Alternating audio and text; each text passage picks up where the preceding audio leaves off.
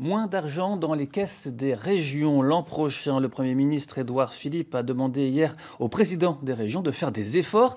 Certains ont suspendu le dialogue avec le gouvernement. Bonjour Marie-Guide Dufay. Pour bien comprendre, l'État vous demande donc de faire ces efforts. 450 millions étaient promis par Manuel Valls, un transfert de compétences entre départements et régions. Ce qui vous fâche, c'est qu'on vous dit là, fin septembre, vous n'aurez pas ces crédits dès 2018. Ce qui nous fâche, c'est que les engagements ne sont pas tenus, qu'il faille faire des économies, qu'il faille faire attention à la dépense publique. Ça, c'est clair, net et partagé.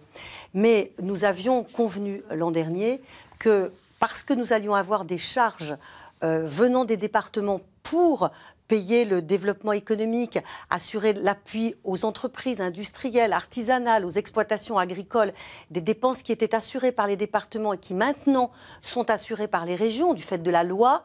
Nous avions demandé une compensation financière.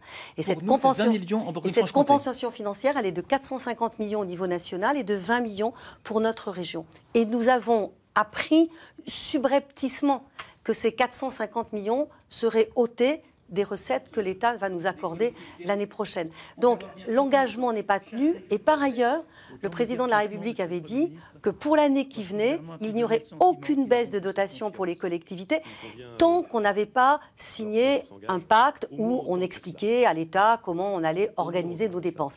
Donc, vous êtes plutôt proche du gouvernement et d'Emmanuel Macron. Vous lui dites tout ça, vous l'avez dit clairement, les yeux dans les yeux ?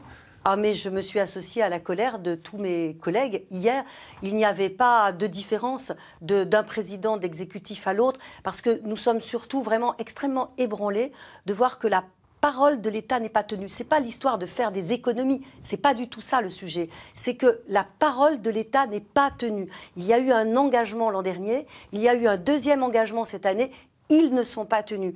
Et nous avons le sentiment d'une désinvolture de l'État. Mais quand je dis l'État, c'est l'État central, c'est les administrations centrales. Ce n'est pas l'État ici en région.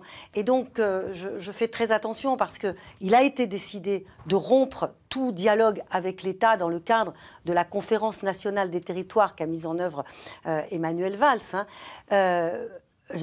Emmanuel Valls. Emmanuel Macron, excusez-moi. Oui. Non, la Conférence nationale des territoires.